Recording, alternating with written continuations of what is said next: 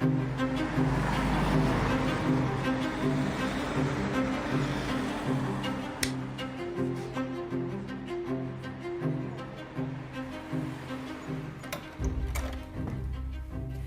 the middle of winter, and for a lot of us that means more lights and more heating. But getting through winter comes at a price, and from July 1st, many of us will find that cost is going up.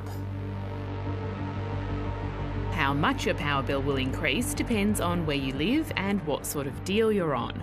From Queensland to Tasmania to Western Australia, there'll be a bump to many average annual household bills.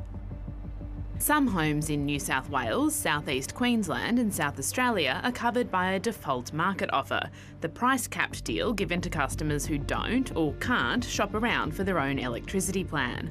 The price is determined by the Australian Energy Regulator each year. It's meant to be a reference price, point of comparison for other retail offers, and meant to be a safeguard for customers who don't engage in the market.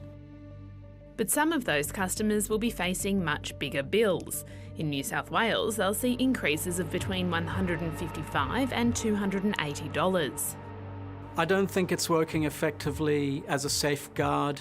It's trying to do many different things at once. The Australian Energy Council, which represents retailers, says while it's designed to be an easy option, the default offer isn't always best. But that's important to note that not everyone is on that offer and that there are cheaper market deals available for consumers. Retailers can also offer market deals far above the so-called benchmark price. Luke Nottage pays about $1,500 a year on power for his three-person household. He found he was overpaying for his power after being with the same retailer for 20 years and made a complaint to the ACCC through consumer group Choice. They make it very difficult to understand in the first place. Either consumers don't realise what's going on or they have too much inertia to do anything. My work involves consumer law. I'm probably better informed than most when I see a consumer problem in my everyday life. Even if you're holding back on heating and cooling, there's more to your bill than just charges for energy use. Energy retailers buy electricity from generators in the wholesale market, and that price affects what retailers charge consumers. Network costs make up a large part of your bill, basically the costs of maintaining and operating poles and wires. Your bill can also include costs like your retailer sending out bills and managing accounts. And there are also what's known as green costs for government programs to save energy and develop renewable energy. So depending on what state you live in and the mix of generation sources available, and also the network charges that are passed through from retailers, that will determine whether your bill goes up or down. Certainly in some areas of Australia, wholesale prices have increased. I think the other element is also the increased costs of network charges, which have been flowing through to bills this coming year. Australia is moving to green energy, which is cheaper to generate. But having said that, there's a cost associated with replacing old ageing generation with new generation. When you take those replacement costs into account, and you also take into account new poles and wires that need to be built in order to accommodate new generation, there are going to be additional costs that might offset the cheaper source of renewable energy. Professor Bruce Mountain is the director of the Victoria Energy Policy Centre.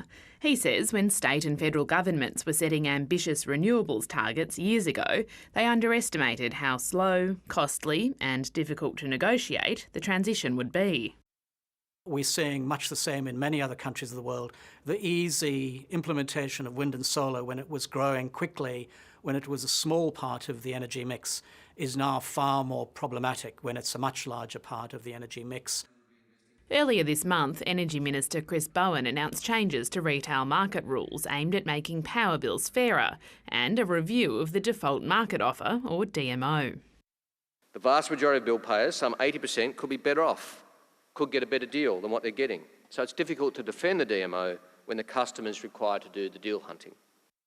Bruce Mountain says the federal government's focus on changing retail rules won't solve big picture problems.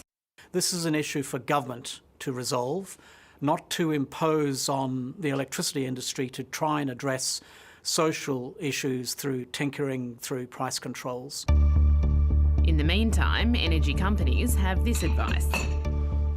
I don't think anyone likes to see their power bill increase.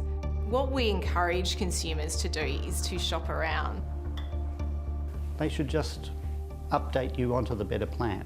If we come up with a better plan based on your past usage, we automatically put you on it.